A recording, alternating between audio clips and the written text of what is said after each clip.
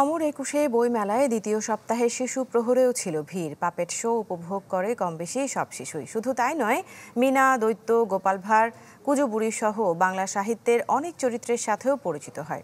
ভূত ও ছড়ার বই কেনায় আগ্রহ ছিল বেশি। বসন্ত ও ভালোবাসা দিবস উদযাপনে অনেকেই সাজিয়েছেন নিজেকে। বসুন্ধরা ডায়াপেন্ট এখন আরো উন্নত। এই hot air through top sheet দ্রুত শোষণ করে সোনামণিকে দেয় কোমল অনুভূতি।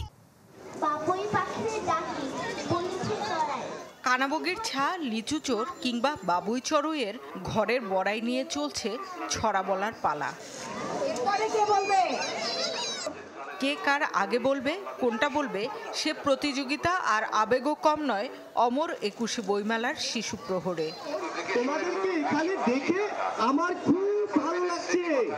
প্রকৃতি ও প্রাণের প্রতি টান জাগাতে ভূমিকা রেখেছে পাপেট শো। প্রজাপতি ফড়িংকে কেন বাঁচাতে হবে, গাছের পাতা কেন ছেঁড়া যাবে না, পরিবারকে ভালোবাসা, হিংসাদেশ না করা, এমন নানা কিছু শিখেছে শিশু কিশোররা।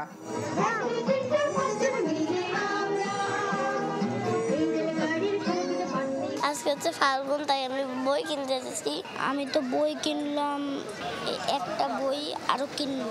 একটা ডাকুনা বই কিনেছি আর স্টিকার ফ্রি কিনেছি। কেউ ব্যস্ত ছিল ছবি আঁকায়, আর কেউ ঘুরে ফিরে উল্টেছে বইয়ের মলাট। রঙিন প্রচ্ছদে মজে পাতা খুলে নিয়েছে ঘ্রাণ।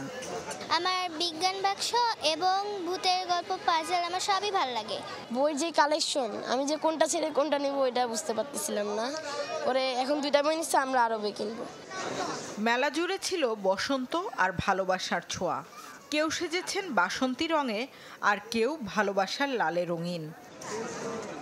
শামিমা সুলতানা, চ্যানেল 24, ঢাকা।